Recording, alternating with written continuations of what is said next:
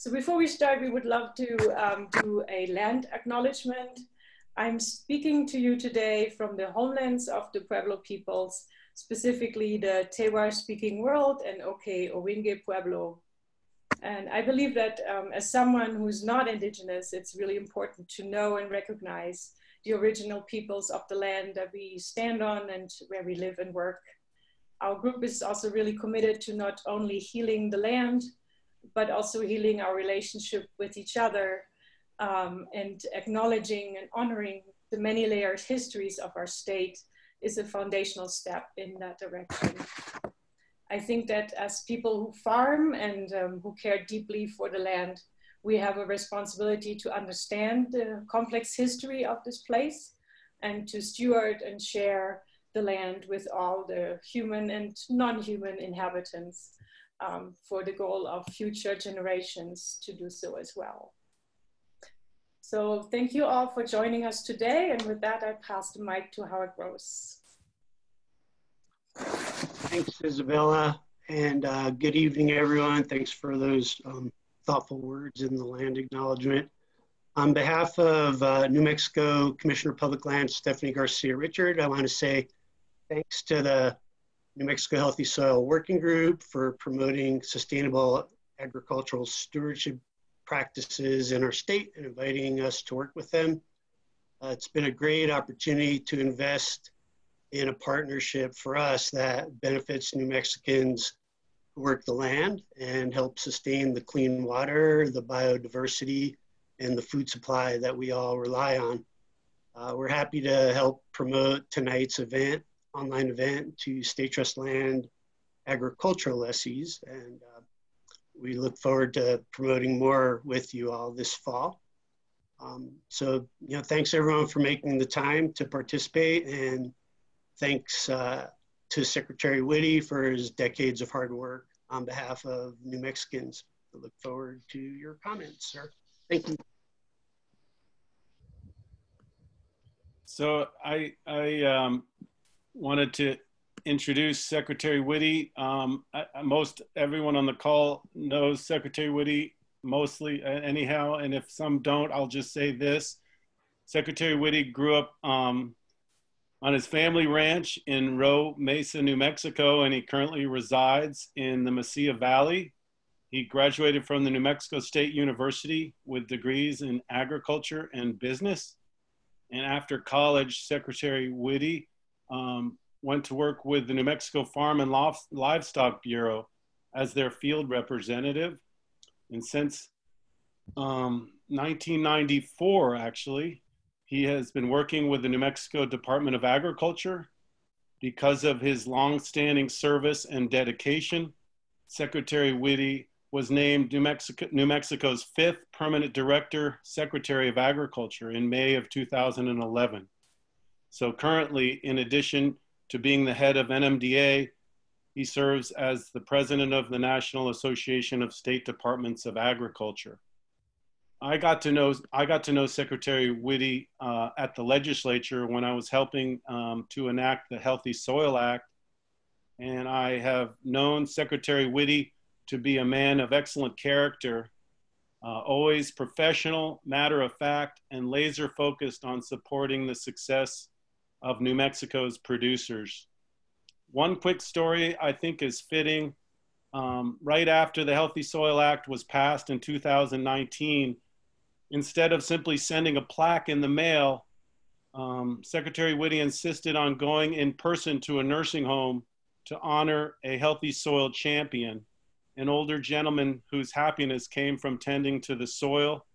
Secretary Witte not only tends to the Healthy Soil Program and all his other important Ag Department duties, but he tends to his personal relationships, which is key to success anywhere, but especially here in New Mexico. So I just wanted to say, Secretary Witte, we really appreciate your public service and your willingness to visit with all of us tonight. Thank you, Rob. And it's really a pleasure and an honor to be with you all tonight. As I was sitting here listening to Howard talk and thank you, Howard, for those kind words. But when you said decades of service, it just kind of hit me. It's like, I don't think I'm that old, but now I'm realizing that maybe this gray hair is telling a tale or two on me. You know, it was great to work with Robb and the entire team as they were putting together the Healthy Soil Bill and marshaling it through the legislature. And when you think about soil and all the things that it encompasses and the respect that we have to give the soil, because it's really what feeds us. And you know, the topic tonight is soil stories, and I'm going to start off with a couple of reflections over my career. But when I was a kid, my granddad homesteaded up on Rowe Mesa between Santa Fe and Las Vegas in 1921. And I remember as a young child going up to see my granddad, and he bought a D6 cat. I think it was a 50s model D6 cat, and it was really a pile of metal. He rebuilt it. He welded the tracks, the cleats on the tracks. He built those up, welding rod by welding rod, and that kind of thing. That's the kind of person my granddad was. He would make something out of nothing, and he bought that cat so that he could clear some of the brush. The pinon juniper had gotten so thick up there, the land was just barren.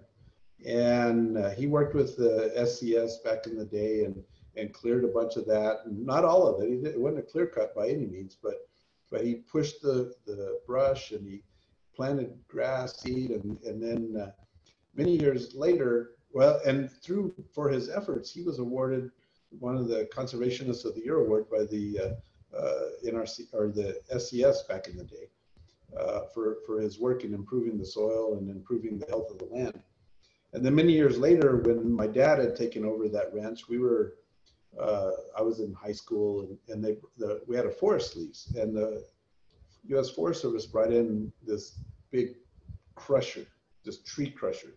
Maybe some of you have seen those in the past. We called it Big Jake, and Big Jake would just run over any size of tree, and it had wheels on it that were like 6 feet tall, and it had cleats on it that were a foot. And as it would run over the trees, it would cut them into firewood length pieces.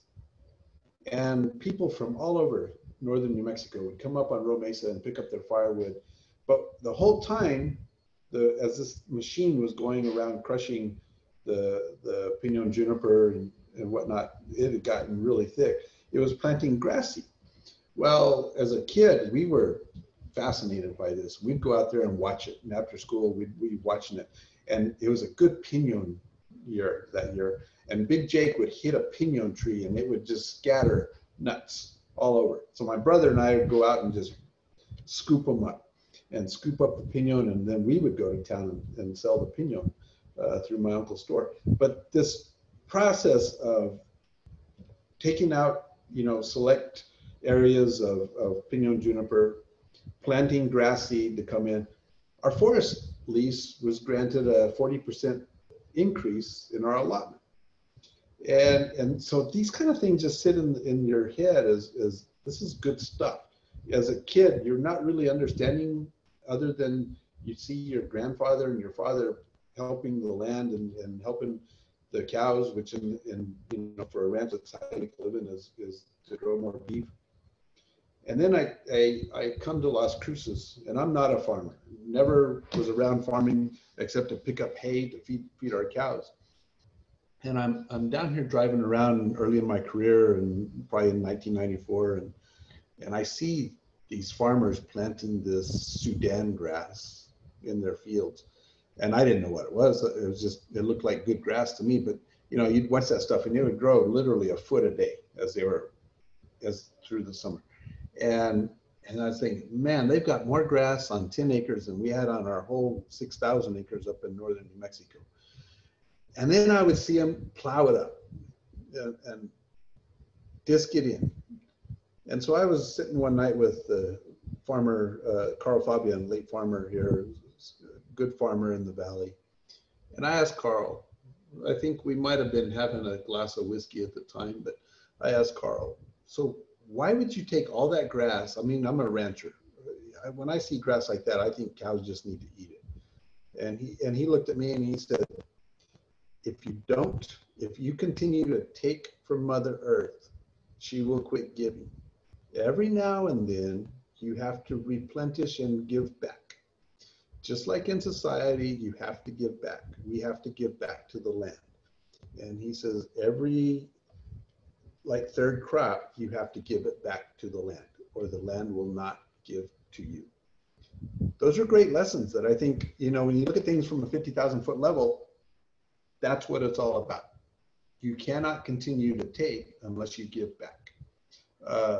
You see this picture behind me. That's a pasture that's part of my property here in Las Cruces, and those are my little cows. I have a little pasture, so I need little cows. Well, that pasture didn't always look like that. That pasture, when we purchased that land, there were 25 head of horses on this 2-acre property over here. There was it was a training stable kind of a program. And you can imagine what and I'm not against horses, I love horses too, but you can imagine what that number of horses would do to soil. It was like concrete. And it would grow just a few things, but not a lot of things. It would, mainly weeds. So I missed my cows from being at the ranch. So I purchased some of these cows and we started tending to this land. And all of a sudden, these few head of cows start softening and loosening the soil. They start working the soil. We put grass in there and the cows help plant it. And we do some irrigation and whatnot. So about 2 years ago, I was out messing around. I needed to fix a pipeline because, you know, if you're going to have a ranch or a farm, it doesn't matter. You're going to have broken pipelines, and my cows make sure I have broken pipelines periodically. And so I'm digging into the soil to fix part of my pipeline, and all of a sudden I'm starting to see life in the soil. Earthworms, things I hadn't seen in years are starting to come back. Those cows are also partial. They're not only lawnmowers, but they're fertilizers. And we've got a bunch of chickens, and I found that if you harrow in the fertilizer from these cows, it spreads out really nice. But I've also found that if you feed the cows wheat hay, the chickens will do that for you. And so it's called a lazy man's way of spreading manure, but it's really been a nice cycle. So you see those kind of things. Now I'm not a scientist, I'm not anything. It's just, I just like seeing green grass, and I like seeing cows on the green grass. It's all about helping that soil return to where it can participate and provide something other than hard rock. And I think that's an important story. We get into the Healthy Soil program that we have in New Mexico, and I want to go back. I want to share my screen for a second if I can. I practiced earlier. So I wanted to bring up this chart tonight. And what this chart is climate trends in New Mexico. And if you look down here at the bottom, it starts in 1895 and we go to 2020. And the green area is periods of time where we are maybe in the positive area of rainfall and moisture in the soil. And the brown area is, well, like we are now, a little bit behind in whatnot in our soil moisture across the state. But I want to point out this period about right in here. You guys know what that is? Dust Bowl. Dust Bowl. Look at that little bitty thing right there. 1930s, the dirty 30s they called them. And if you see pictures of the Dust Bowl, you see how the soil was basically leaving the earth, so to speak. It was going someplace else. That was due to intensive farming. It was due to severe drought. But look at that area right there. If that was severe drought in the 30s, what was this in the 50s? What was this, you know, in the 60s? Oh, we all remember the period in the 80s where Elephant Butte ran over the spillway and all that stuff.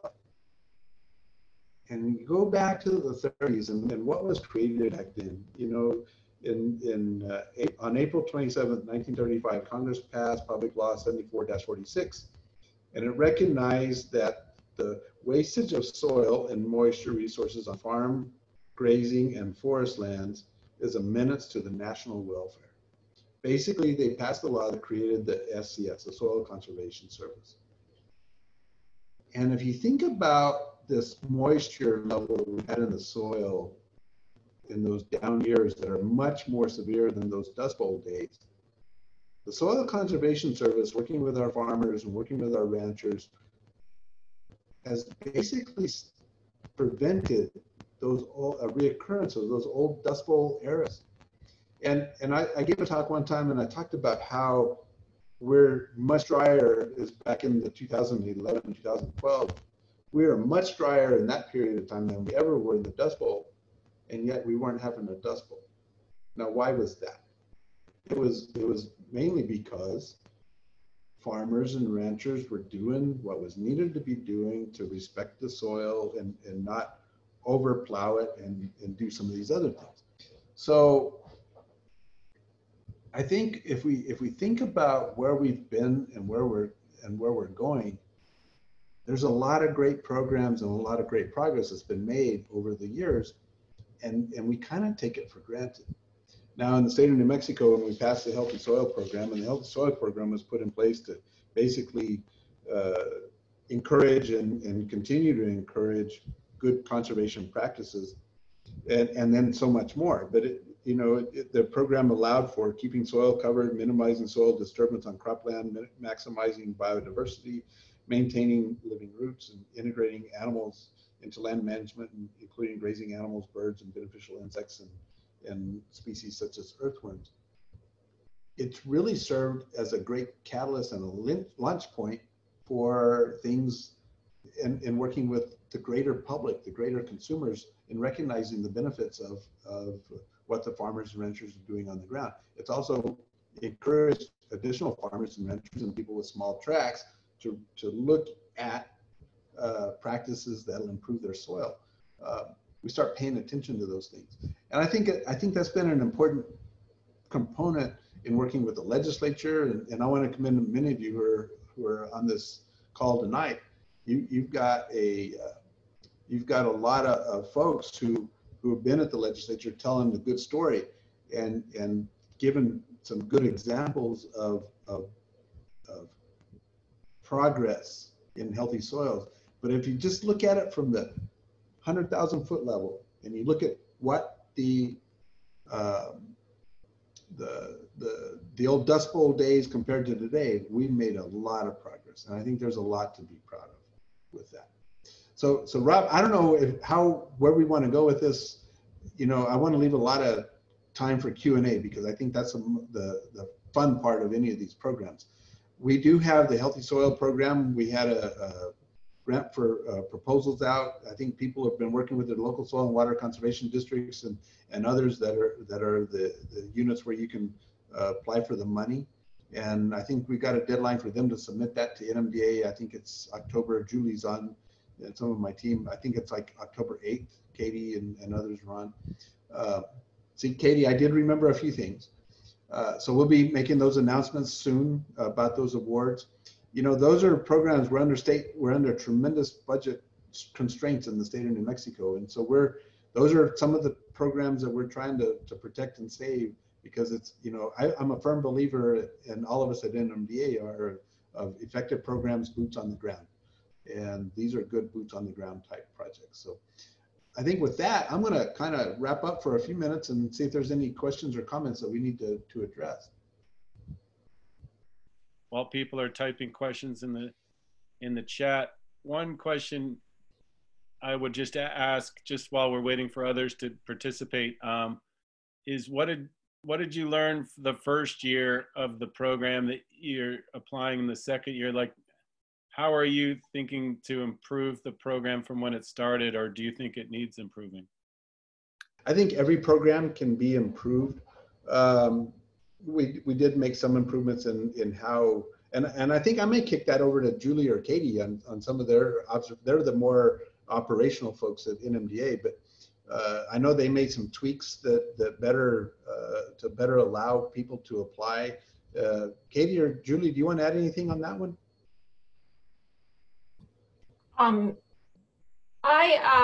We did a lot of work, actually, a lot of reflecting over the period between the first round of grant awards in the pilot phase and the rollout this year. We were a little bit delayed in the rollout because of the budget uncertainty, but we, a couple of critical things, and I'll let Katie chime in too, but a couple of critical things that we did was to require a conservation plan for people to apply. So the conservation plan can be completed during the duration of the program funding, but the point of it really is to get people to really think about what their resource concerns are and what their needs are, and to be able to justify kind of what they want to do on their land on some level. So that's one critical piece. And Katie, what else do you want to talk about? Sure. I would say that a major focus for us in terms of places to improve this year was in the application. You know, the first year we charged out of the gates with a simple request for proposals. Well, what does that mean to a farmer rancher? First off, just in a purely linguistic sense, and what we saw come in the door was all manner of applications. So this year we put together a single form that all comers, whether you've worked on a grant application before or you've been toiling in the fields and this is your first time to sit in front of a laptop and, you know, put your thoughts to paper, as it were, so that all those people, their thoughts could be treated and compared apples to apples. So I think that was a major improvement this year. There's a lot of opportunity, especially when you're looking at projects that are very diverse in what they're looking at.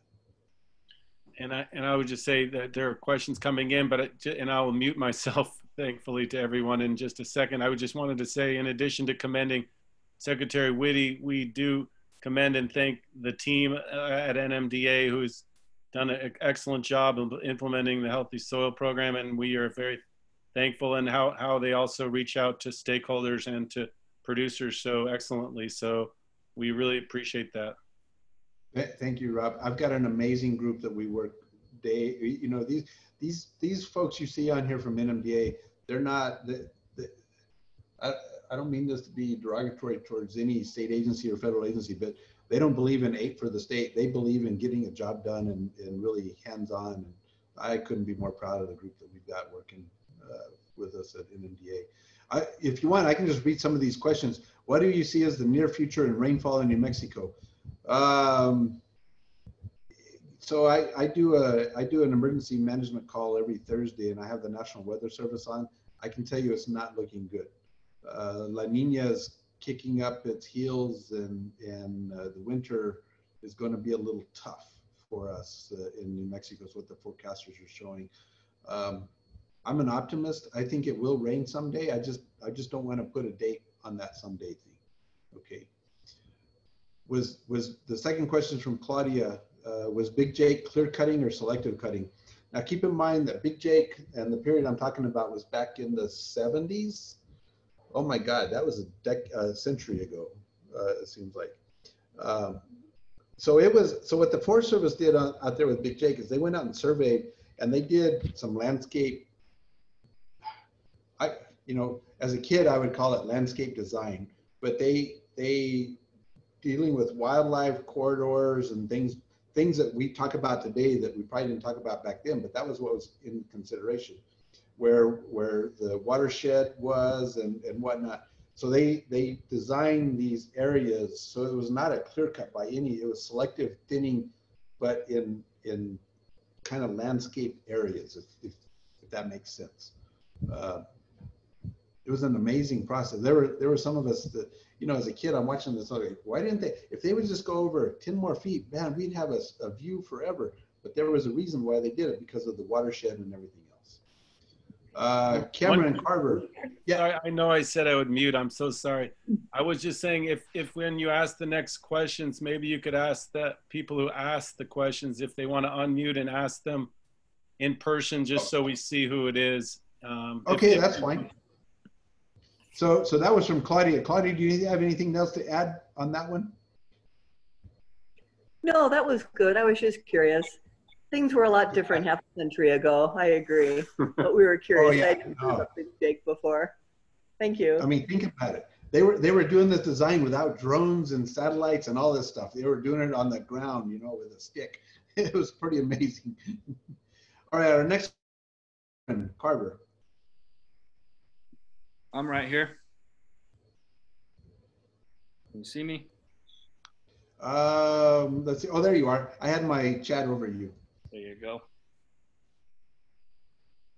So I was just wondering if there's any future programs that you're excited about, or what you think might happen in the next legislative session.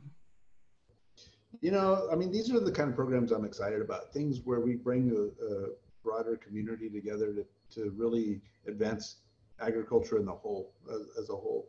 The next legislative session is going to be a challenge. It doesn't matter how good your idea is. When you're $1 billion and possibly $2 billion in the hole, it's going to be a session where we try to preserve and keep the really good programs. So we're going to have to really spend a lot of time talking about, you know, the good ones. The problem is we got a lot of good ones, but you know, we're starting off with a 5% budget cut. We'll see where that goes. It may go down a little bit. It may go up a bit. So it's just going to be a challenge. I would say to the group here, stay engaged with your legislators. Tell that story. I've been on tours with legislators on soil and water projects where you've had legislators in Santa Fe who did not understand societal benefit until they saw it with their own eyes. When they see the watershed impacts, that impacts the water in their community, that some of them didn't realize that. It's a communication and a you know, I call it boots on the ground learning. You've got to take them out there and let them see the societal benefits from these projects. Thanks for that. I'm pushing trees through an NRCS EQIP program, Pinon and Juniper. So that tradition is still standing today. Good. You know, and that's one of those where, you know, you're going to see benefits for many years and show that, tell that story. Sounds good. Thank you. Yep. Brent Van Dyke. Mr. Secretary, hope you're doing well tonight. Yeah, all good. You? So my question is more about time management for soil health than anything else. So I guess what I'm asking is, and I know the answer, it's not a one-year project. It's a project and investment that takes many, many years.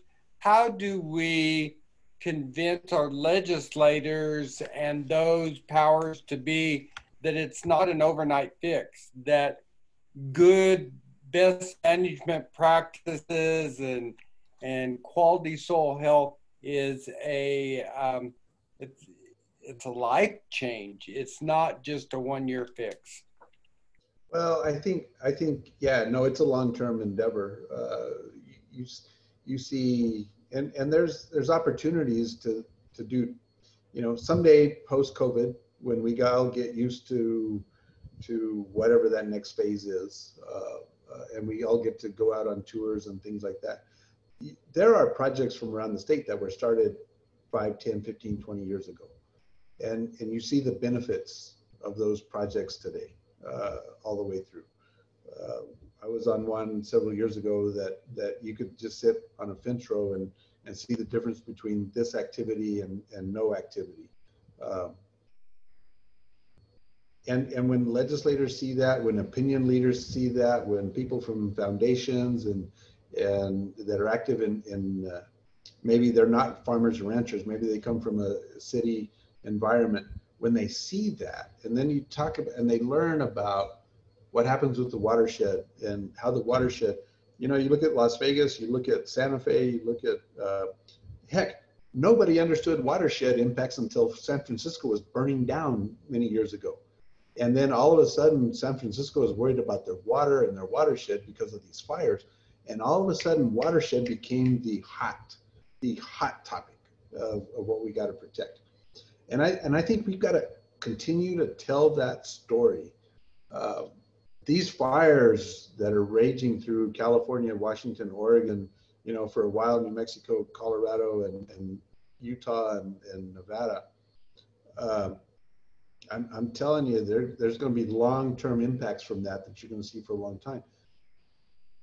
Soil health programs to help resurrect that soil are going to be important, and they're going to be an opportunity to tell that story. So I think we just got to keep it up, but show that time horizon.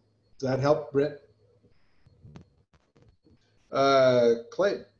Yes, sir. Am I on, or do I need to turn on the video? You are on. Go for it. Okay. No, well, we appreciate what you're doing. I live in southeastern New Mexico in Lee County. Our family ranch was started in 1897, and we've been grazing it for all those years, obviously long before the state land office was even in existence, even before the state was in existence. But we've recently,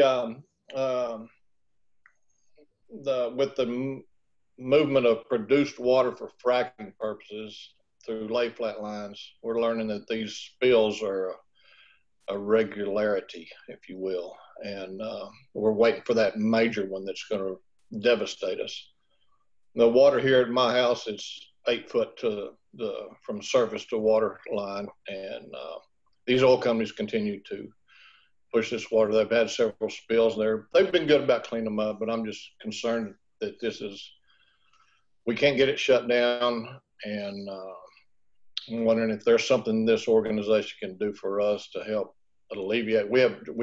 I understand the need for the produced water to conserve fresh water, but when established fresh water is an endangerment, I believe that there could be some stipulations on that. Is there anything that your organization could do to help us with that? Well, I can tell you we're looking at the various aspects of produced water. It's a new phenomenon that the state's been trying to get their arms around, the impacts of it coming out and the impacts of it going back in, or is there alternate uses and things like that. Number one thing we've got to do is protect the clean water, the fresh water. And so, yeah, so if I'm reading this right, you're saying your fresh water is 8 feet from the surface? Yes, sir. We have there's a live spring about 200 yards from my house. That's, you know, water comes to the surface. Okay. And, like I said, that in that text there's about a 5 mile radius around our headquarters that all the groundwater in that area is less than 50 foot from the surface. Okay. It's something we certainly have to pay attention to. Yeah. I don't have a good answer today, but I'm glad you're putting it on my radar. I understand, and yeah, I've talked to Howard Gross about this situation, and we're working, you know, with the state land. As part of this, you know, obviously there is some state lease land with this, along with our private lands, and we're very concerned that there's a high possibility of ruining the water here at my house. That I don't know, and I don't know what to do about it. The OCD doesn't seem to care, and I think that it's one of these days there's going to be that big spill out of one of those lay flat lines, and it's going to get to our groundwater, and then there we are. So, yeah. I appreciate you bringing it up. Well, I thank you for listening to me, and I'm enjoying the meeting, and thank you for what you do for us. Thank you, sir. I appreciate that. Isabelle. Yeah, thank you. I have a question. So you talked a lot about environmental benefits of soil health, and they are certainly really important, and there's many of them. But what do you think about the connection between soil health and profitability, which is something that our working group is really investing more time to study and to bring to the fore right now. So we would love to hear your thoughts on that. Well, I think soil health will preserve farm profitability. We've all seen examples where land, and I can talk about some land I've seen in not in the United States, but in other countries, I won't say which ones, where it's been farmed, I'll call it farmed to death. They basically take all the nutrients out of the soil and then they move to another property, and heavily intensive farming, and then they move on. That land will never produce again until somebody comes in and refurbishes it, that. We've got a limited land base. When you think about New Mexico as a state, and you divide it up in how you've got state land, you've got tribal lands, you've got federal lands, you've got private lands, you've got military lands, and then within the state land, you've got little checkerboards, and your private land, you got little checkerboards. Forest Service has got the bigger swath of land as a whole. But when we've got all of these I call them little holdings. You know, we got 24,000, almost 25,000 farms in the state of New Mexico. Places like my place, 2 or 3 acres, 4 acres, whatever it is, all the way up to, you know, the large ranches. So we run the gamut. There's only one way for small acres to stay at least in production, and that's, you've got to keep them healthy. You've got to maintain that soil health. And I think it's programs like this that I don't want to call them demonstrations. These when you get into northern New Mexico, that's livelihood, that's tradition, that's family, that's providing the sustenance for them to live through the year. They may have just a few head, they may have cattle or livestock, they may plant what they need for the farmer's market to make a little bit of a living. If you're not maintaining that soil health, you're going to burn up that soil, and then you've got nothing.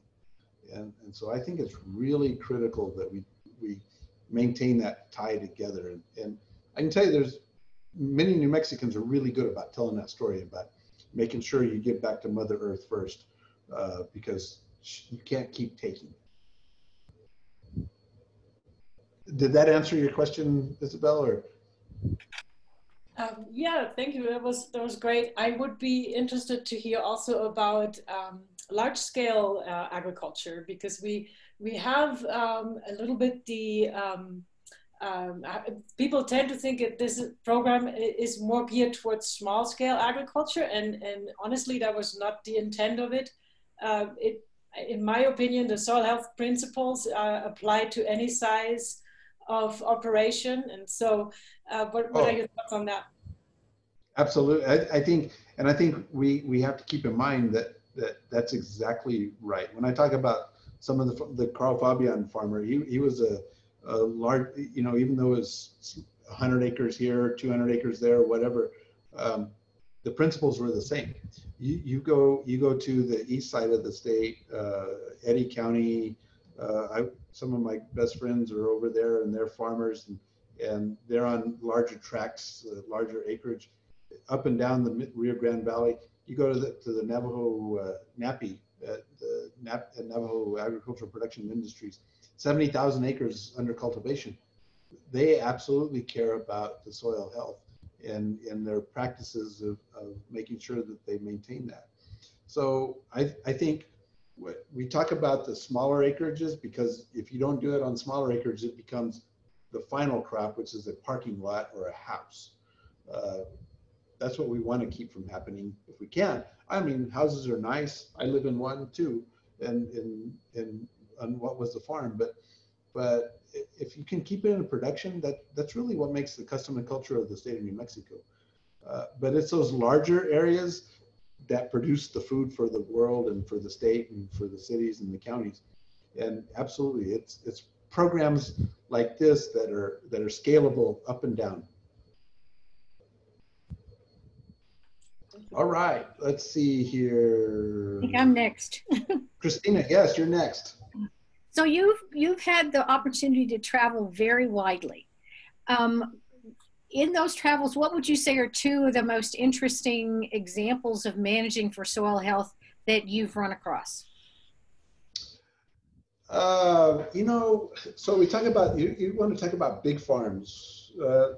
Last year, I led what I call my trade and innovation mission with the New Mexico Ag Leadership Program to Brazil. And so we had about 28 people pay their own travel to go with us to Brazil to tour some of their ag production and meet with their people.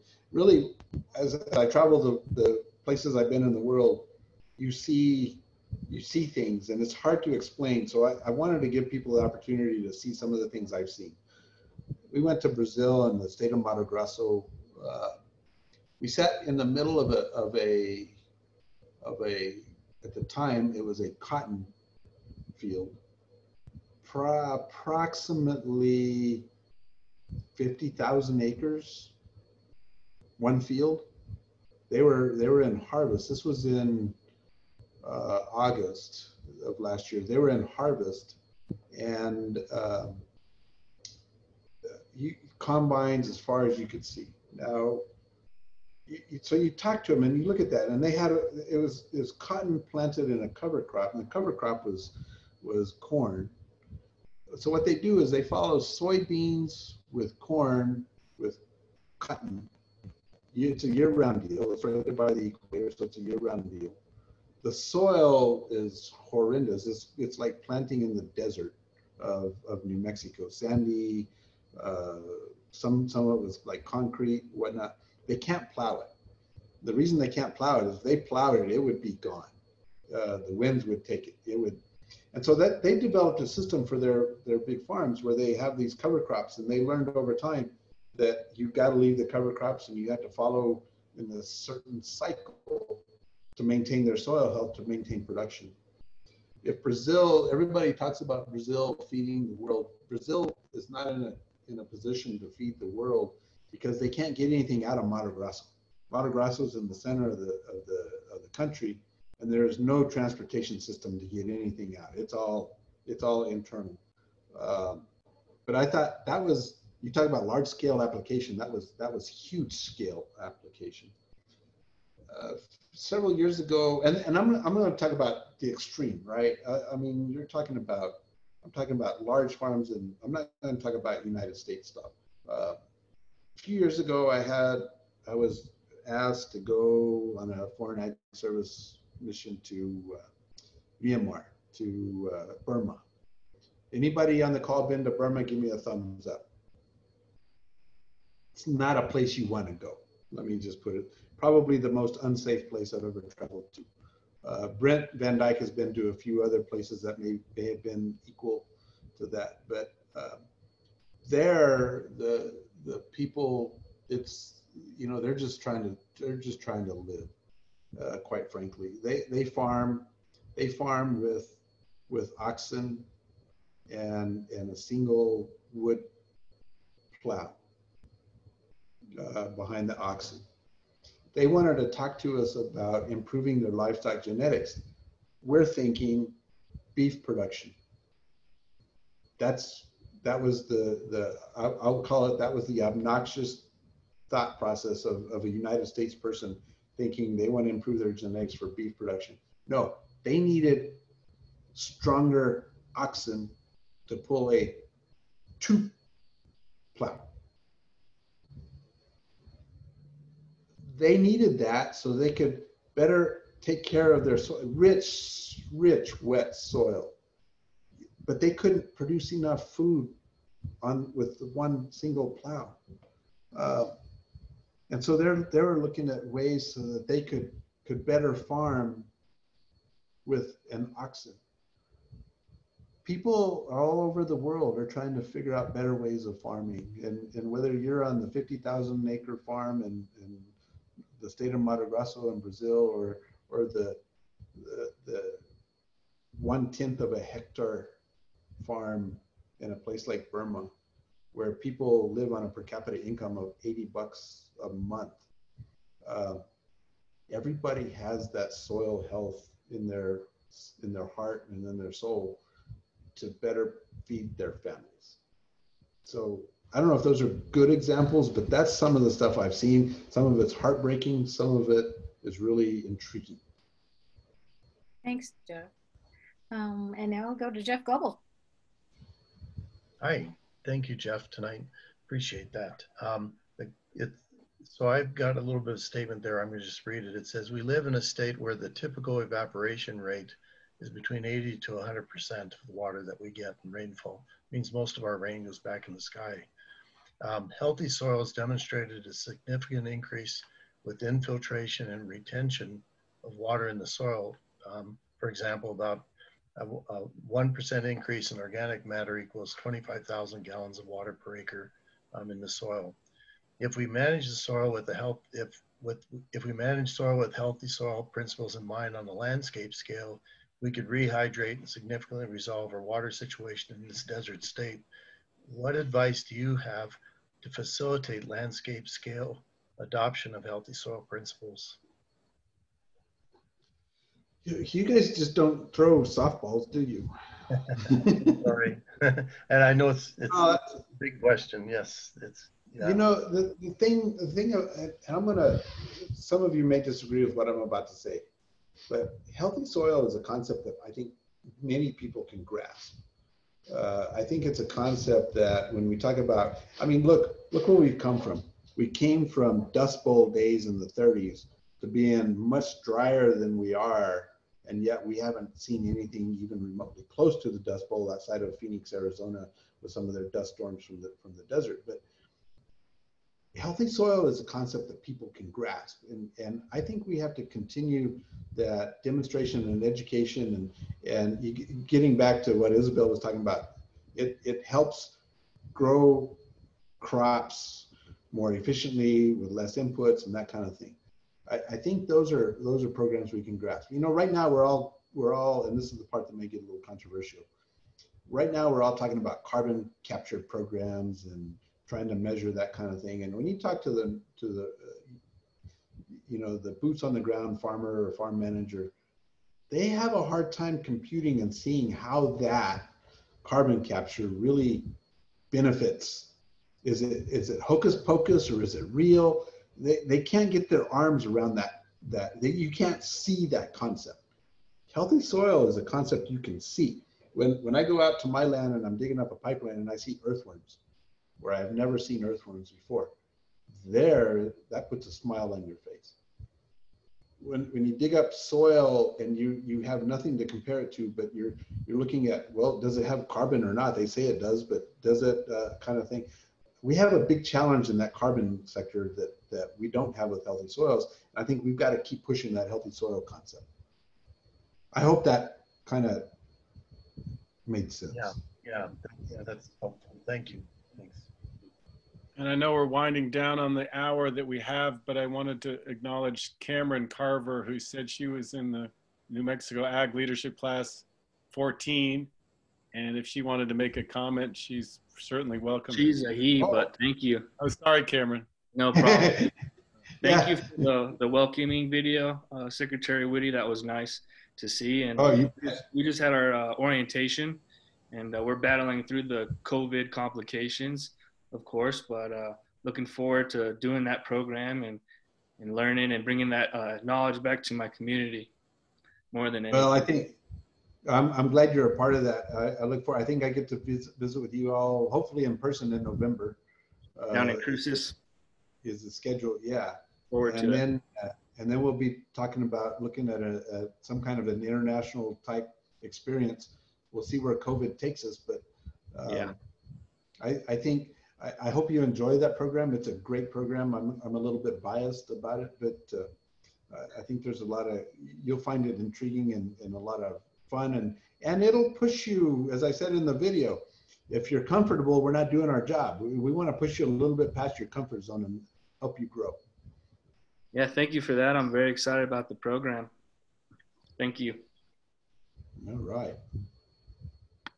Rob, I don't see any more questions.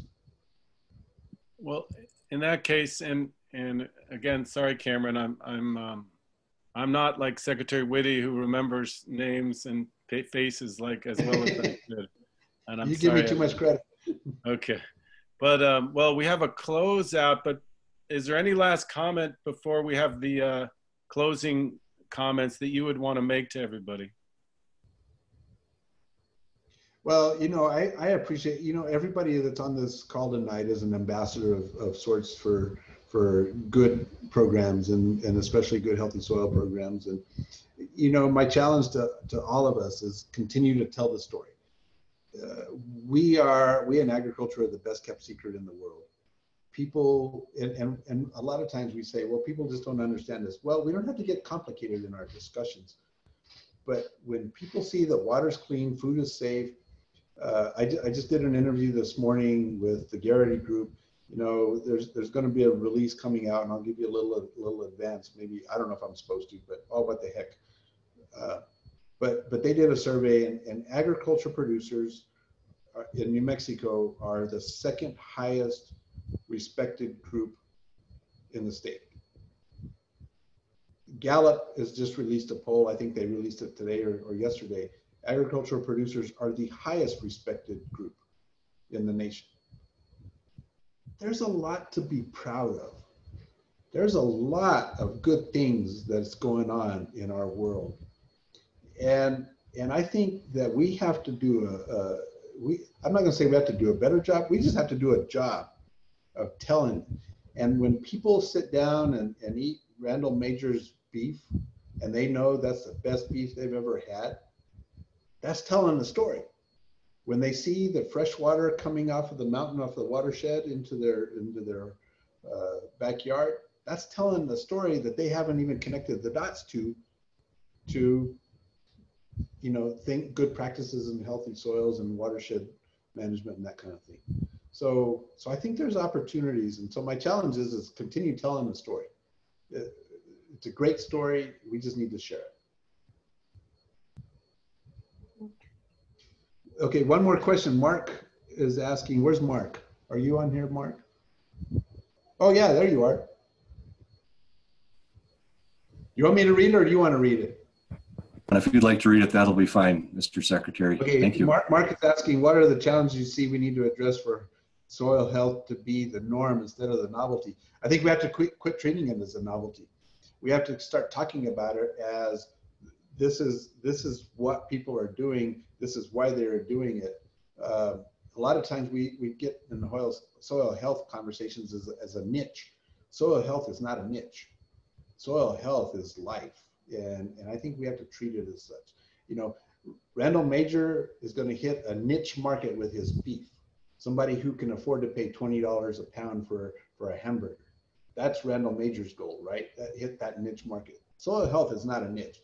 Soil health needs to be treated as the norm. And I think we start presenting it and keep presenting it that way. I think that'll take us over that hump. You know, this has been fun, and I appreciate everybody coming on board tonight.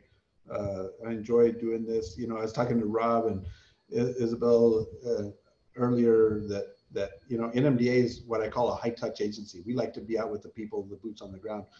Through COVID, we haven't been able to do this, and so this is our opportunity to touch. So one of these days we'll be back out in the field and side by side. But until then, it's this, and I appreciate the opportunity. We want to thank you so much for your time and presentation and commitment to soil health, and everyone on the call for making the commitment to be on here to listen to Secretary Witte and ask questions and make comments that are excellent. So just so you know, we are also very excited about working with the New Mexico State Land Office and having these webinars to reach out with the community. And so if Jeff, I understand, Goebel was going to introduce the next webinar for next month on October, Jeff. Great. Goebel. Yeah, thank you. Good. Again, too, thank you, Secretary Witte. That was very, very, very appreciative tonight. And again, like Robb's expressed earlier, I think Isabelle and Christina did too, and all of us, your staff, your team has really done a great job of getting this. And I work with people around the country and beyond, and they're very impressed with what's going on here in New Mexico. So, I mean, they're really watching the state because we're doing some really good stuff here. So I'm really, and the credit goes to you and everybody else in the state that's working on it. So I want to, for next week with the State Lands Office, we've got a collaborative series of webinars, or next month, October 13th, from 1 to 2, it'll be in the middle of the day. the topic is called keeping the water where we do get, keeping the water we do get in the soil. And that's even back to the question that I was actually asking, is what are the opportunities to manage the land differently so we keep the water that we have, the rainfall that we get. And the presenters will be Dr. Kate Ziegler, and she's with Ziegler Geologic Consulting, and then Emily Cornell, she's with Soul Ranch. And I've worked with Kate quite a bit over the last couple of years. I'm very, very impressed with what she's doing. And where Emily is, she's one of the group of landowners that, land managers that decided to take action to address their dropping water table and change the way they managed as a group of ranchers and farmers. They did it themselves. They didn't have any government that said you had to do this. They stepped in and did it. It's a pretty great story of what they've done. And I've been working with Kate in the headwaters of the Rio Grande, up in Colorado with the San Luis Valley. They've got a similar situation up there, and the same type of opportunities with farmers and ranchers, and soil health is really a very core part of that. So it should be a very exciting, very interesting conversation next month, particularly if you're interested in the water issues in the state. I know Clabe's comment about the water situation where he is and the concern with the impacts to the groundwater is really, really important. So hope you'll join us, and thank you again, everybody, for participating, and we will see you next time. All right, have a good evening. Thanks. Yes. Thank you so much, everyone. Good night. That was a good session. Good night. Thank you all.